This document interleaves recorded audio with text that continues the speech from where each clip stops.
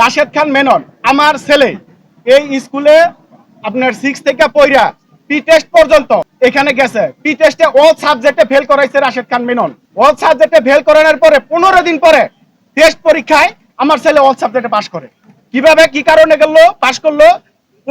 All সাবজেক্টে fail করার পরে আমার ছেলেকে টিসি দিয়া উনারই আরেকটা প্রতিষ্ঠান মেগা সিটিতে যখন আমি ভর্তি করছি, ভর্তি করার পরে এইখান থেকে আবার টেস্ট পরীক্ষা নিছে, তখন ছেলে অল সাবজেক্টে পাস করছে।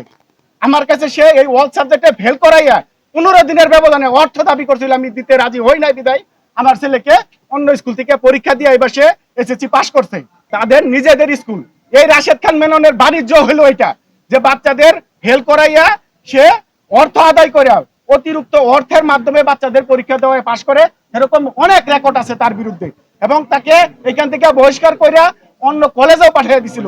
সে আবার এখানে চলে আসছে। খাদিজা মিসের বিরুদ্ধে হলো সে কোচিং বাণিজ্য করে। কোচিং বাণিজ্য করার কারণে আমার বাচ্চাগুলো মারা গেছে, এই কারণে তার অপসারণ চাইছি। আর একজন হলো সুকুমার টিটু, উনি আমরা মানববন্ধনের দিন ওইখানে আমরা ছিলাম, আমরা কাউরে বাধা দেই নাই, ঠিক আছে? তো উনি যাইয়া শিক্ষক থাকবে ক্লাসে, শিক্ষক কি করবে মানববন্ধনের ওইখানে কি কাজের জন্য গেছিল? শিক্ষক থাকবো ক্লাসে, স্টুডেন্ট যাবো ক্লাসে, শিক্ষক কেন মানববন্ধনের ওইখানে যায় গন্ডগোল পাকাবে? সে আমার সাথে ধাক্কাধাক্কি পর্যন্ত সে করছে, এই জন্য তার অপসারণ চাইছি।